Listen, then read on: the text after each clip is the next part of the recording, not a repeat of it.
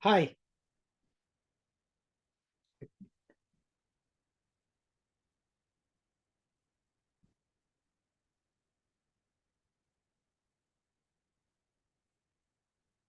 I don't think you.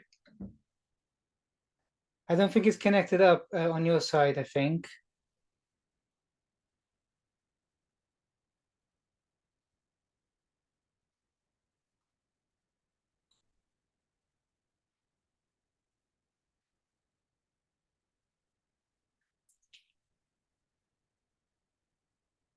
Hello. I think. Can you hear me?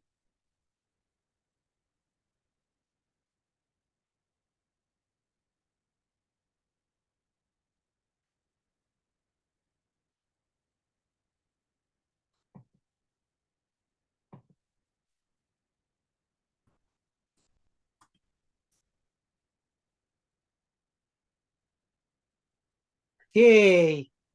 There you go. No, Hello. no, no Uh, computer expert here. yeah. No worries. No worries. I also had a problem here. I just want to remove this the chat thing. 1 second. Uh, can't figure out how to remove the chat. Anyway, how you doing? Good. How are you? Happy holidays. Oh, you're very kind. Thank you so much. I I came in a few minutes before because I wanted to be, a few weeks ago, last time we spoke, I was kind of like, oh, flustered and everything, and I was like, when I came and saw you, I was just like, why can't I be that zen? So yeah, so I came in a few minutes earlier, trying to kind of be zen, try and be zen. That's yeah. I have a few years on you. Yeah, I don't know. I don't know if I'll ever get there, but anyway, it's good to see you. Thank you so much. Let me just check that I'm not like keeping anyone out. I know that Jeff was saying that he's going to come in a few minutes. Hey, there you go. Yep. Oh, There's um, cool. Okay. I'll just wait for Luke to sign in. How have you been anyway? good. Good. Yeah, I know that you kind of do a bit more stuff with options. Is that right? Yeah. Um, While may you wait? Because I think that Jeff is the one that's kind of mostly interested in like the energy stuff. So I'll just kind of talk to you about. We were discussing backwards and forwards about crowd and about Datadog and oh, I love this little hat you got. Uh, Yeah. oh man, I love that so much style. Hey, that's a good way to hide things when you just got up. Oh, oh yeah, it looks very Well, stylish. well, it's you're 3 hours behind, right? You aren't you in Yeah, I'm California? in San Francisco area, San and it's Francisco. cold here. It's been Cold. stormy and rainy every day. Yeah, I saw some of the. Are you getting all that bad rain? Yeah, I mean, we got blackout for so many hours. Yeah, Anyway, it's better now. I I saw think the it's getting better. streets, the flooding on the streets, and some Yeah, yeah. Not in my area, but yeah, we're okay though. good. Yeah, So I'll Hey, just kind of Dan. Hey, briefly. Jeff. Sorry, hi. Yep, I Jeff. think I got on okay this time. Cool. Thanks. I'll just briefly talk very briefly about Palo Alto because I don't want to spend too much time on that because I wanted to kind of there's so much happening right now in energy which I think is really exciting. But I just wanted to very very very quickly talk about. I read an article from uh, Antonio Liers on our website, and was kind of talking predominantly about CrowdStrike, but essentially this is my view, Dan. So I wanted to have a portfolio with some exposure to cybersecurity. Okay. And what I didn't want is to be overpaying for an idea. And that led me more to something that's kind of more established. But I wanted something quote unquote slightly more boring. And I felt for me personally, that balance that Palo Alto had, it has like, let's say, about a third to 40% of the portfolio that is kind of like what they call the next generation sequencing, which is like growing much faster. It's like really doing well. But it also, I wanted something that's kind of more entrenched. And that's why I was more inclined. It's slower growth, it's not going to be, um, you know, it's not going to be able to reach as many enterprises that are moving to the cloud as something like Sentinel One, as something as CrowdStrike. It's not going to be that kind of company. But I just wanted something that, more or less stable. And that's something that I've kind of, in my journey, come to believe that I want. I don't, I learned a lot in the past 2 years, and I don't want that kind of, those moon stocks, the things that can do really well and like is a triple bag. I just want to be able to have something that is kind of stable and somewhat able to grow. It's not going to be, for example, the article is really detailed, but where I believe it comes up short is because the way it talks about it is very much about the financials of CrowdStrike, and that's where I kind of disagree. So for me, the way that I see things is that in 2020, which is when the net dollar retention for CrowdStrike was the highest, it was a culmination globally of this move towards cybersecurity, and that pace of growth, it kind of exploded higher, climaxed, and now over the next, let's say, 3 years, the pace of growth could be a bit slower. And in my opinion,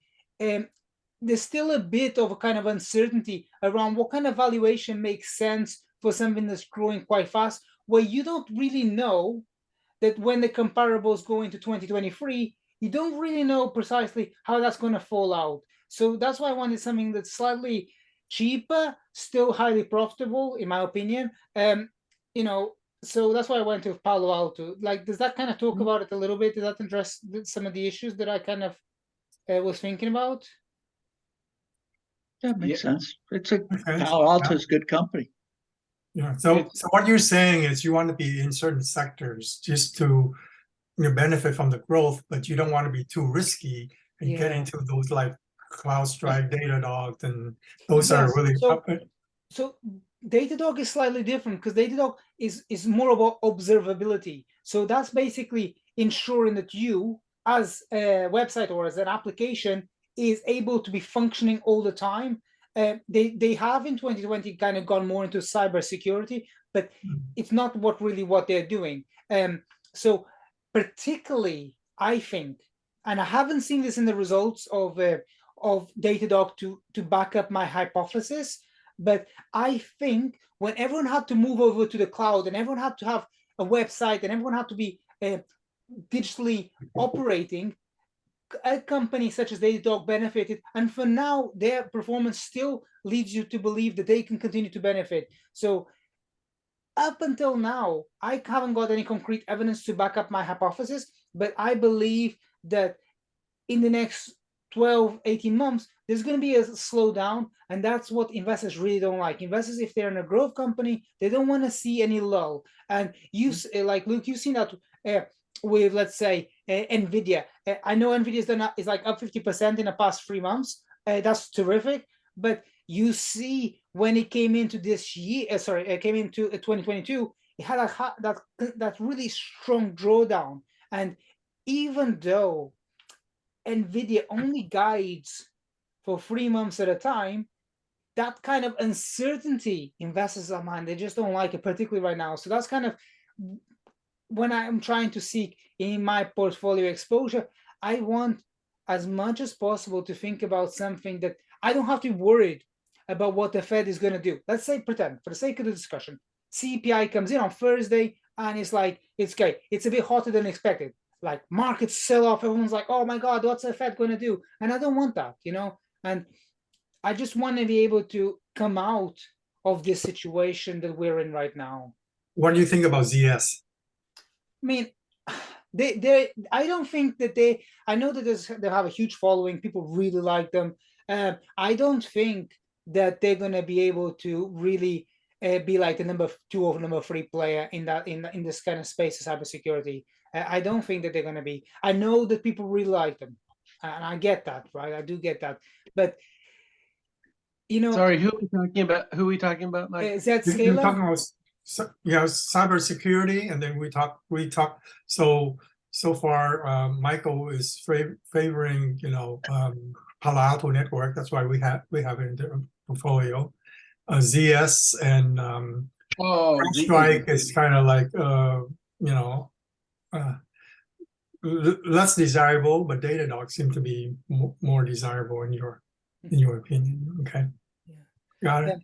But I like Jeff, you wanted to talk a little bit about energy, and I wanted to touch base with you because I know that you've also you guys also follow a lot of this kind of stuff, and I'm quite passionate about it. And I've, in my mind right now, when I look at, let's say, natural gas prices in the US or in Europe, everyone is extrapolating the fact that at this moment in time there's this warm weather, and everyone is extrapolating that as the status quo. Now, I think this is what's happening, in my opinion, right?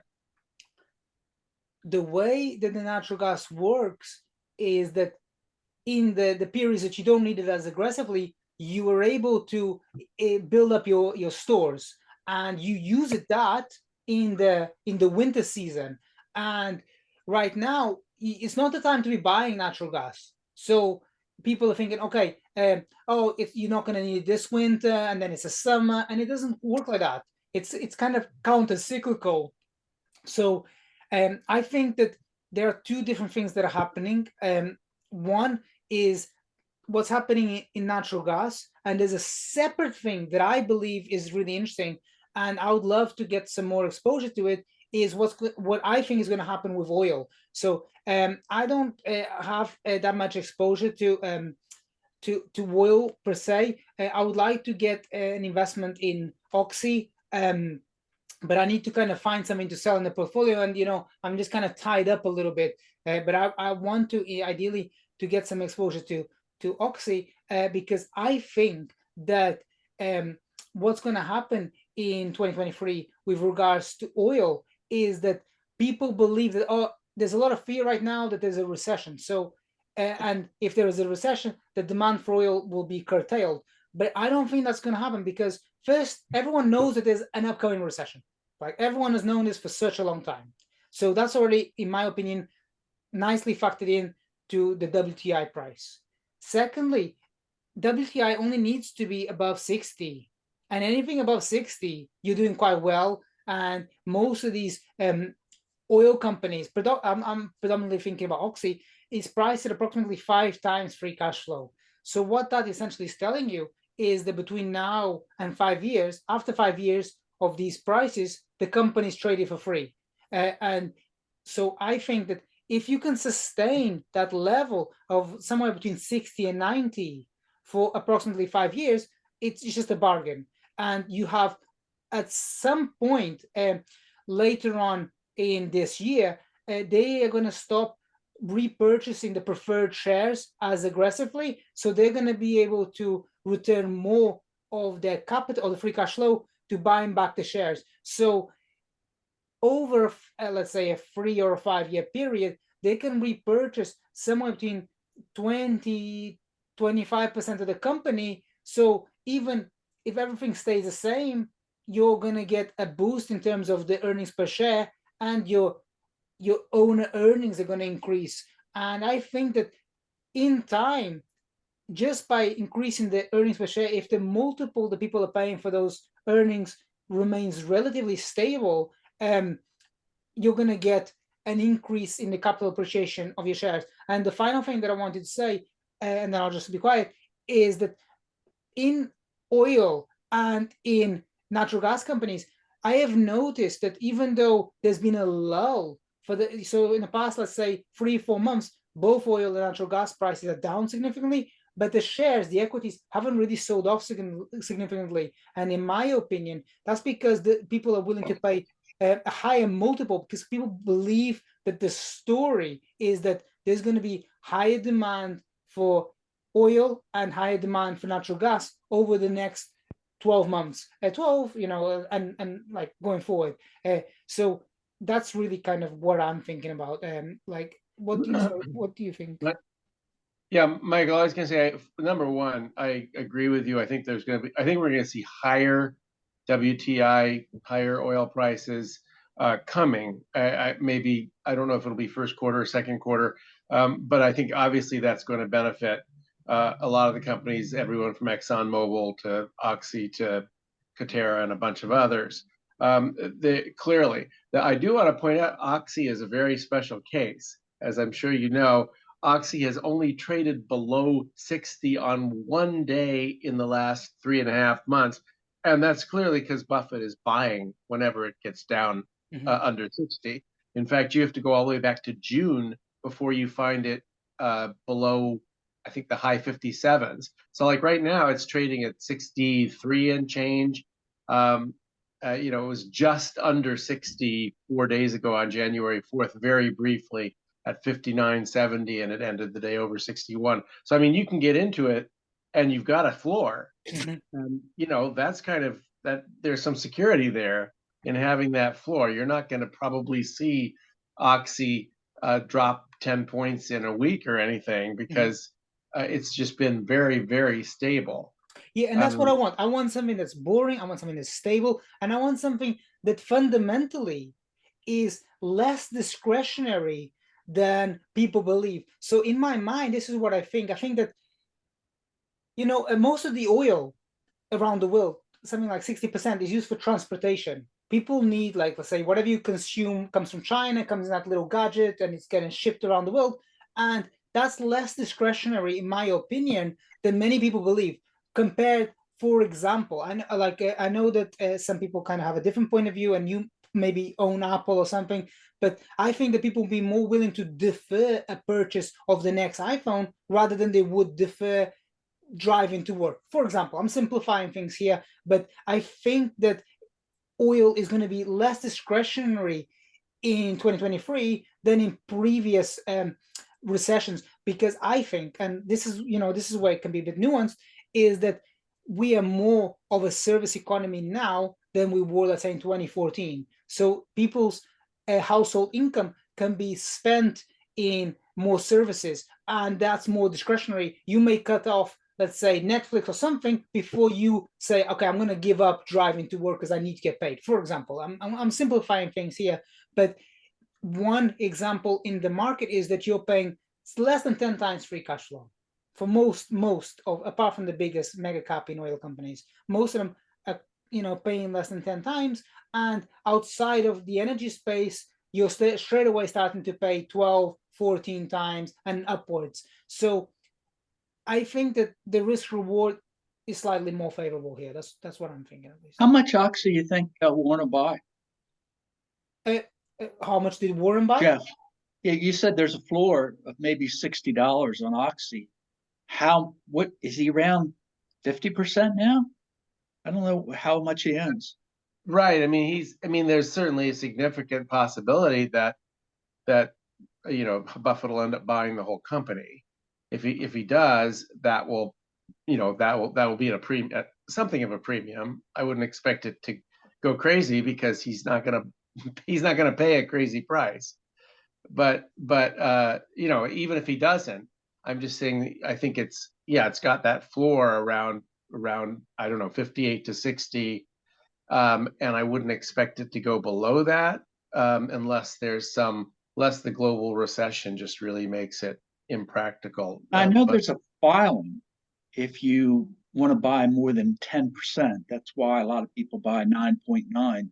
There's another filing at 50, isn't there? If you want to own more than 50. I believe that he's already filed, already has approval that. to own more than 50. Okay. I believe that's right. I don't know what the actual figure is right now, but I think he already has approval to Berkshire Hathaway, whatever. So that floor of 60 that you're talking about might be around for a while, is what you're saying. I think it's a safer stock to buy than some because of that floor. You can kind of sleep easy at night. I mean, one thing I was going to comment on is I think there is a real difference between, it's kind of a stock pickers market when it comes to oil stocks, because you're speculating, I think, when you get into some of these stocks that have dropped 20% of their values in the last 6 months, but they have a high dividend. On the other hand, a stock like Oxy has very low dividend. Then you have like ExxonMobil, and they have a 3.3% dividend, which is nice, and it's also up up 10% or 12, 15% in the last 6 months. So I think you can go for high dividend, but maybe very unpredictable stock price. You can go for low dividend and safety with like a stock like Oxy, or you can try for both growth and dividend with maybe Chevron or ExxonMobil. And there are many others in those categories. I like MPC, Marathon Pete. Yeah, There's some the others. petroleum, Marathon Petroleum one. Right, well, there's two. Of course, Yeah. There's MRO as well. Marathon Oil. So you have MRO as Marathon Oil, MPC as Marathon Petroleum. They're Yeah. both good companies. Marathon Petroleum is sort of more stable, but Refiner. they're both very good. But I was just saying you can pick and choose all these stocks. I actually own about 8 different oil stocks, so I'm sort of overweight still in oil, but I'm satisfied to do that now because I still don't think that that it's time to buy tech, except for short-term bear market rallies. I think that the new leaders in the market have kind of been well defined now. It's the Dow stocks, the industrials, and energy. And so if that's where I want most of my money, even though I just bought some Amazon today, for example, because I'm trying to position for a rally in tech if there's a soft CPI number on Thursday, for example, and Amazon is stronger than the rest of the rest of the old FANG stocks. It's looking better right now. As Luke was commenting to me the other day, it may just rip to the upside in a way that maybe Microsoft and Google and even Apple aren't ready to do right now. So yeah, Microsoft got slammed last couple of days. Yeah. Getting back to gas, if we want to continue there, the chemical companies have been really hurt because of the high price of gas overseas. But now that price is coming down. So the BASF of the world, those other chemical companies over there, do they now take advantage of it?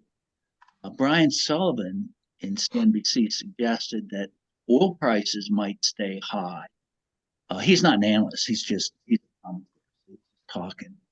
But he thinks natural gas prices might continue to come down just because of storage.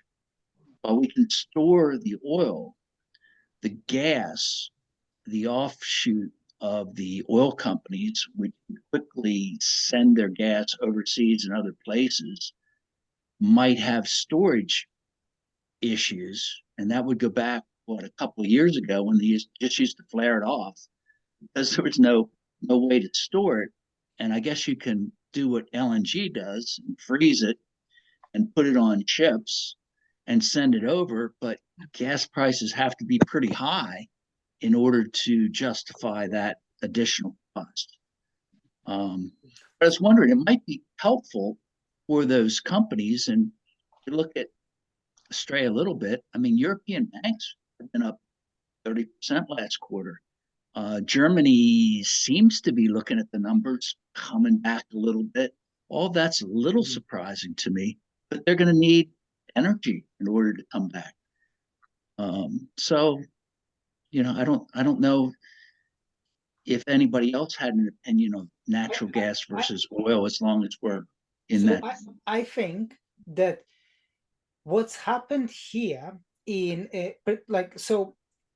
it's tied up slightly with Europe. So in a sense, the fact that it was really warm here last several days and the price of European natural gas came down quite significantly, and people believe that everything is sorted now. But you have to remember that up until about traders, this is Nick here trying to shed some light. Up until about June, Russia was still supplying natural gas to Europe. So this time around, you're not going to have that situation. So there are two facts here. So first, you're going to need a lot more natural gas in Europe.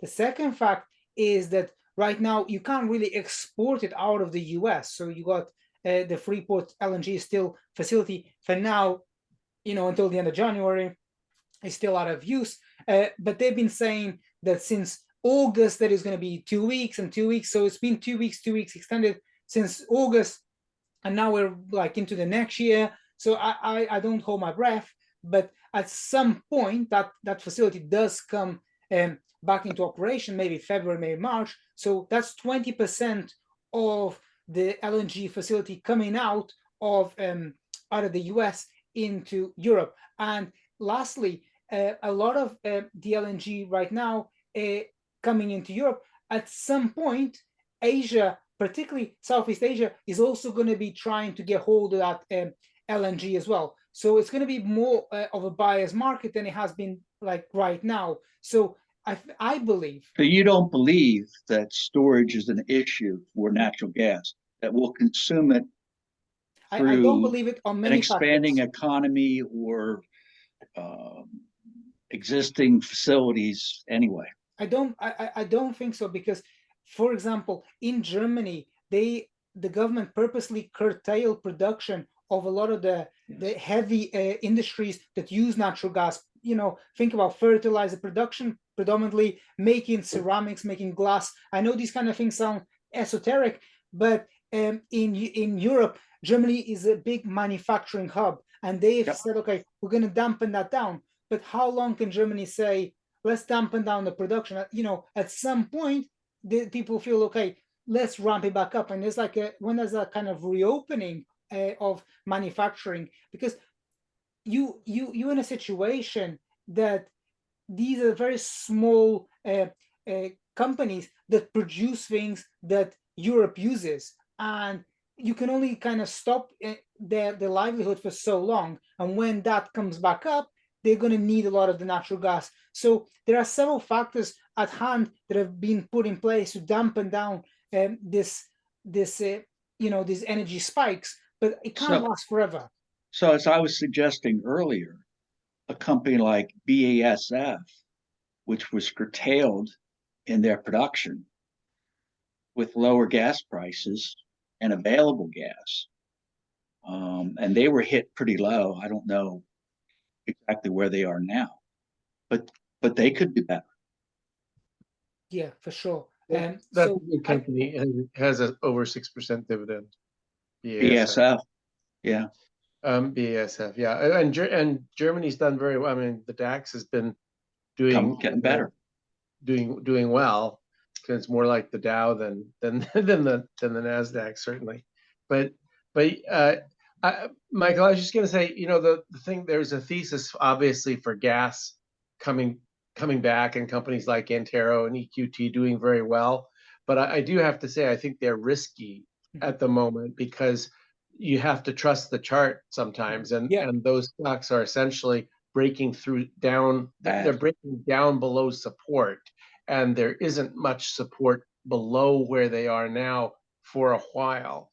And if you compare their chart to a chart like ExxonMobil, I mean, you would just rather be in ExxonMobil. Yeah, I very much agree. I agree with that, and that's been a lesson that's taken me too long to learn.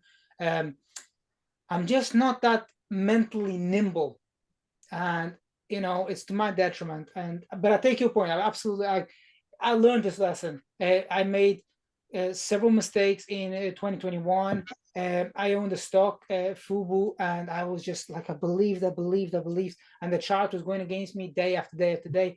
And I learned my lesson there, that it doesn't matter what you think. At some point, everyone else has to think the same thing. And with Antero and EQT and all these players, the charts are awful. And I don't have a comeback to that. I do know that when I look at something like the mega caps in oil and gas, they're all up and to the right. But yeah, I don't have a comeback for that. I'll think about something, but I take your point. I'm with you. I learned about that too. I learned a lot about trading in this group, right? I learned about how to evaluate a company, based on free cash flow, etc. One thing I also learned is we keep talking about price anchoring, but people do that. We don't believe that people do that. They look at the charts and all that. So we need to be careful about that. So I think what we should do, this is my opinion. You have great fundamental knowledge. So you pick the companies, right? But we need to know when to enter. We need to figure out what the entry. So you say, okay, these are good companies, so let's watch for the entry points. We have a lot of people in the group that really know how to look at these charts. Like Jeff is one of them, right? And I know Jeff's our chart guy. And then you trade options, right? And I'm starting to pick up a lot of good skills by joining the other group that I pay a lot of money for, but I already made my subscription and more. Right? I'm learning about. So I really learned about from that group. I also learned something that we miss, and that's the thing. We need to pick you better than them to pick up. They don't care about fundamental. They just trade on trends, right? But they actually move the market too, right? Because there are a lot of people in there. So we need to the difficulty the difficulty that I have is, for example, something comes down, let's say 20%, and I think myself, okay, yeah, the chart is awful. Doesn't matter if it's quote unquote cheaper now, it doesn't matter because no one else cares about that. Everyone just cares about the chart. And I just think, okay, like, do I exit, let's say I exit now, 20% down, I exit, quote today, didn't work out. And then on the converse of that, it goes up 20%, it's working out. Like, as well as I do, that it's been really volatile. So you kind of, it goes up, it goes down, it goes up, it goes down, and it's up 20%.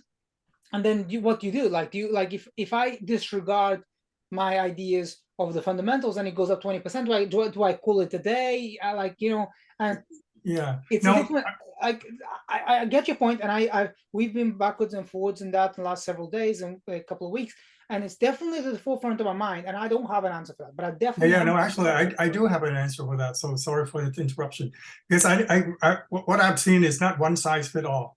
So I think when we decide whether we should exit or enter, we meet regularly, so we can ask Jeff or somebody, say, hey, what does the chart look like? Do we have support or do we have resistance? Right, and those are things very, very important.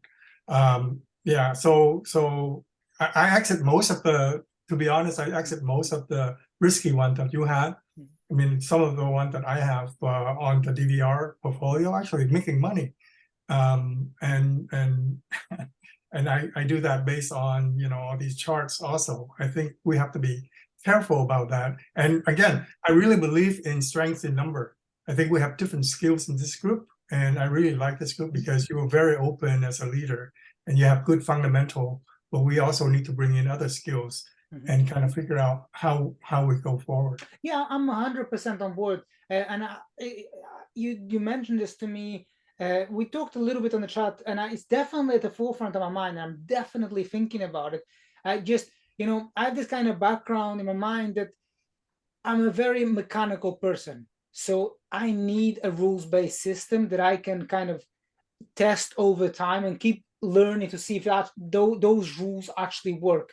I'm definitely thinking about it, and I'm definitely one thing I learned from this group about charts, what they are betting on. They're betting on human emotion and machine reaction. We're dealing with a lot of bots, right? So when it hits certain points of support, resistance, it's automatic. I couldn't believe it. I mean, every day I've been there for like a couple of weeks now. They are right like 95% of the time. They can predict when, what the market is going to close on. I tell Jeff a lot, a lot of, about what I'm learning. So he's teaching me things too. So. And it's certainly helpful to know more about what the kind of big boys are planning for. Take was it Friday or yesterday? Yesterday is an example. The big boys are manipulating the market. They pump and dump. The market go up, down, right? And we knew yesterday. Actually, went in there. We knew the market's gonna come down because today Powell is going to speak. It's going to come down. So I sold, like I told Jeff, I sold a whole lot of my stock yesterday at a high, right? And then we even bought some of the, like SPXS things to protect ourselves, right? But today we watch it, and we don't, I'm trying to learn from these guys. We don't trade on prediction as much for short term. We trade on emotion and machine reaction. But then for the long run, that's why I still want to belong to this group, because we are working on long term. We don't do this up and down things, right? But but we need to figure out when to exit and when to enter. If we pick the stock that we think is very good fundamental, then we need to figure out, oh, is it good time to enter now? Maybe not, because everybody's poo-pooing on the oil, right? And yeah, so we have to wait, be patient. And how many days like do you hold it for? If we buy oil and gas, I will hold it for a long time. No, I mean the ones. The other group. Some of them hold it for like seconds, yeah, and some of them hold it for like weeks, and some of them hold it for months, but no years. One of the things very short. I'm sorry. One of the things that was interesting about, I'm interested in momentum trading, was say a stock has 60 million shares. Well, 50 million of those are held by institutions and so forth, and they're never traded. So the stock is really determined by this 10% or 15% or 20% trade over and over again. Yeah. So they really determine the value of that stock. And that goes to your momentum trading, that goes to your, that price, or talk about heavy or light volume, much the stock can move on light volume. And then you may get a better test of heavier volume. But when I first started, I don't know, 4 or 5 years ago, looking at stocks, it doesn't make sense to me that a majority of the shares that are held aren't traded, and the small minority really determines what the price is. Although that's not entirely true, of course, because there's big blocks that are traded, and eventually you get around to the fundamental valuation of the stock. Yeah. Just before we wrap up here, I just wanted to ask you guys, so would you guys be interested, there's no obligation, but would you guys be interested in kind of joining like every Tuesday around about the same time? Would that, like, you don't have to, like, you can go away and think about it. I just thought maybe we could do this like once a week, and rather than like just see how it goes, basically. I'm good with that. Fine with me. Yeah, I'd be up for trying it. Sure. Cool. Okay. Okay, guys. Thank you so much. And for your maybe time. we can even have Jeff talk about his technicals. Yeah, I would like that. Or yeah, share the screen and show some charts, Jeff. Luke talk about some of the stuff that he's doing as well. We can just share different ideas as well. Yeah, no, I'd be happy to. I gotta jump in 1 second and say I was going to remark on Palo Alto, by the way, that as you all probably know, it's been kind of in free fall and is broken down through previous support.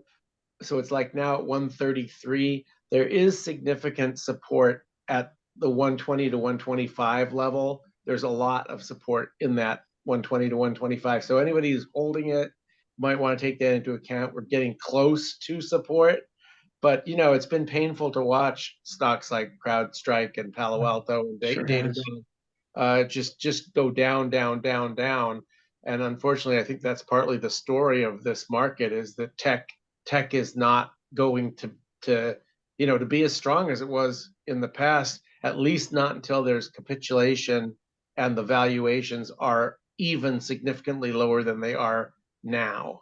It's money moving to the Dow, right? Because you look at the Dow, it's almost close to its all-time high.